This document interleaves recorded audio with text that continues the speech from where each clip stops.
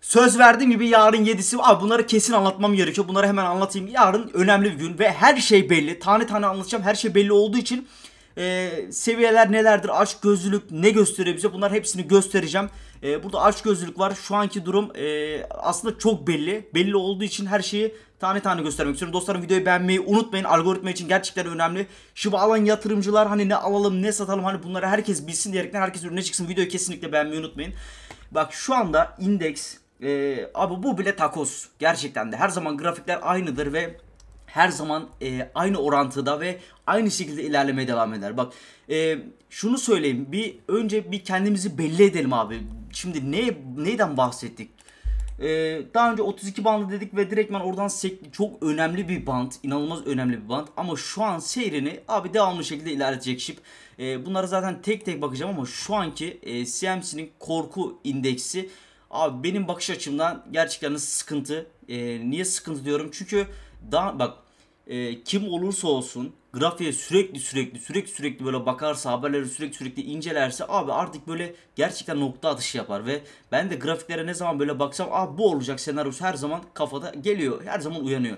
Bak şunu söylemek lazım. Dediğim gibi korku indeksi şu anda şunu gösteriyor aslında. Bak Bitcoin'in 4 saatlik grafiğine baktığımız zaman şu an 68 bin dolara 67 bin dolara geleceği gözüküyor bu gece. 66.800 67.200 inanılmaz önemli band. Bak isterseniz grafiği açın bakın bu bandlar inanılmaz önemli. Hani şunun aşağısı mı diyeyim ya da şuradan bir trend mi çekelim ya da bir destek çizgisi, direnç çizgisi mi çekelim ama tek bahsedeceğim şey 67.200 66.800 bu seviyelerde her üzerinde haftalık kapanışı yaparsa mükemmel olur diyerekten söylemek istiyorum. Bak şunlara da değinmek istiyorum. Şu anda meme coinler ondan sonra hepsine de tek tek bahsedeceğim. Bak çok güzel şeylerden bahsedeceğim harbi. Çünkü şu saatten sonra önemli. 7'si önemli, 25'i önemli. Bunlar çok önemli abi gerçekten de bak. Ben nerede bir sıkıntı da varsa, nerede bir endişelenmemiz gerekiyorsa panik mi yapalım? Hepsini zaten tek tek söylüyorum. Sattığım abi gösterdim, resmen gösterdim ya. Bak şunu söyleyeceğim. Şu anda 7'sine geldik ya. Hani ne gelecek ne bitecek zaten bunları bahsedeceğim ama 25'i tehlikeli. Bak bu net bir şekilde söyleyeyim. Piyasadan çıkılacaksa bence 25'inden sonra çıkılması lazım. Ben de harbiden nakitte kalmayı düşünüyorum. Abi dipten almak mantıklı ama hani şu anki süreç nedir ne değildir ondan bahsetmek istiyorum. Baktığımız zaman hacim içeri girmiş ve güzel bir hacim var. Yeni oyuncu, yeni yatırımcı geliyor. Mutluluk veriyor abi gerçekten de. Hani dedim ya ilk videoda. Abi hani yeni oyuncular geldiği zaman hani ben buradan alıyorum tepeden abi o zaman satılmak lazım. Bak şu anki o süreç değil. Halving var önümüzde. Değil mi?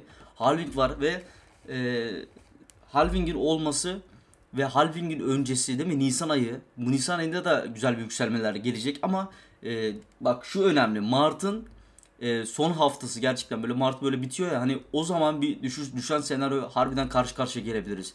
Açgözlülük şu anda takos olmuş şekilde ilerliyor ama baktığımız zaman dominansta da bak dominans çok belli abi bak dominans mesela şu zamanlarda 2020 zamanlarında bildiğiniz üzere düşmüş ama her an bir ne oldu boğa sezonunda kendini gösterdi. Bak ne zamanlar göstermiş açgözlülüğünü.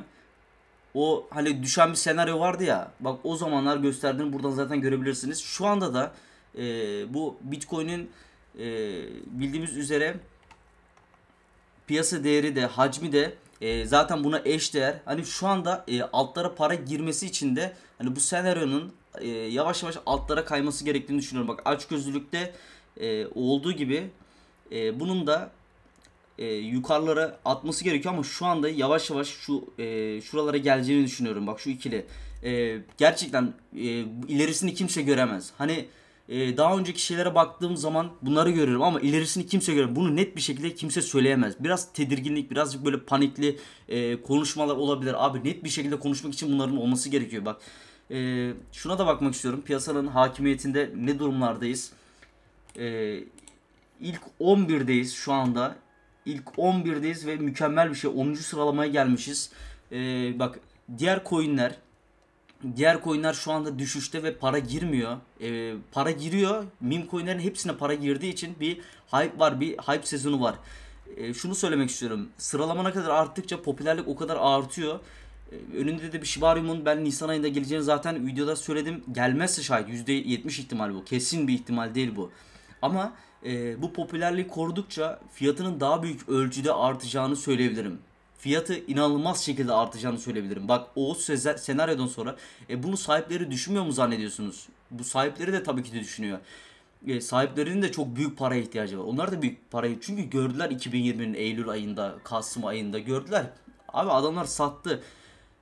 Ortada bir 500 bin dolar var. Yani böyle bir yakım senaryosu var. Bu yakımı artık otomatik mi yakacaklar? Manuel mi yakacaklar? Göreceğiz. Otomatik yakarsa şayet çıkın abi. Gerçekten de çıkın. Hani güvensizlik yani çok belli güvensizlik.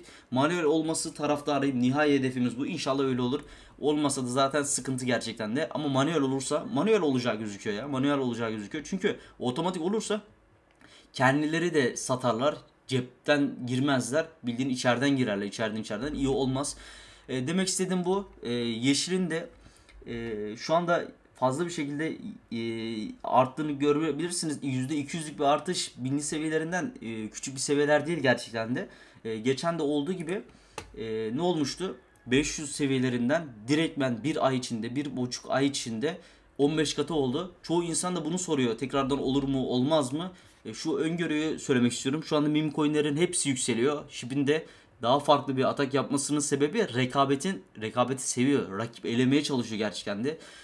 Bu rakipleri daha büyük elemek için de bu yapacağı güncellemeler. Zaten bir de şunu söylemek lazım. Bunu bir daha söylemeyeceğim. Gerçekten bir daha söylemeyeceğim. Çertik güvenlikle alakalı bir durum. Ne yaptı? Swap'ı getirmişti 2021'de. Haziran ayında. Bak tekrardan şunu söylüyorum. Zama geldi. Shibarium'un güvenlikle alakalı. Shibarium'u da hemen getirebilirler. Bu durumlar her zaman eş değer gerçekten de. Ama Shib'in böyle bir güncelleme getirirse rekabeti değil bütün piyasaya gerçekten hakimiyetini kasıp kavuracağını söyleyebilirim. Şu anda da öyle. Bir mime göre 3 milyarlık 4 milyarlık hacim çok büyük gerçekten de. Dediğim gibi önümüzde tek engel bu mahkeme olayları. Bugün konuşmalar güzel gözüküyor. Ne oldu? Herkes long açtı, long işlem açtı ve 1 milyar dolarlık bir ne oldu? Para bir şey oldu yani tasfiye edildi. Öldü, bitti. 1 milyara kadar geldi yani o rakam. O rakam da nereye gireceği de çok önemli. Bu piyasaya tabii ki de bu piyasanın içine girecek. Millet aç. İnanılmaz büyük paralar bekliyor.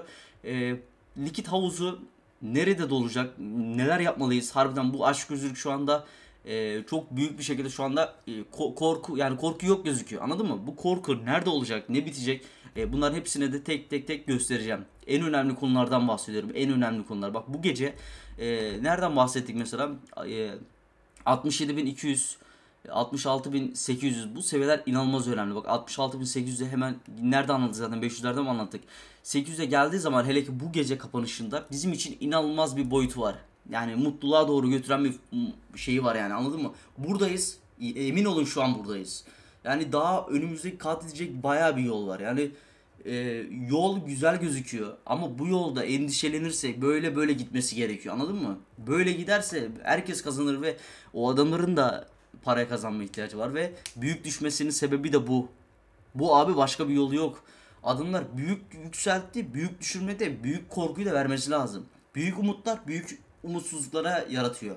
Ve büyük umutların da olması için bunlara birazcık sabretmemiz lazım. Ve olayın içinde de ne var ne yok tek bakmamız lazım abi. En önemlisi bu. Gerçekten de bak.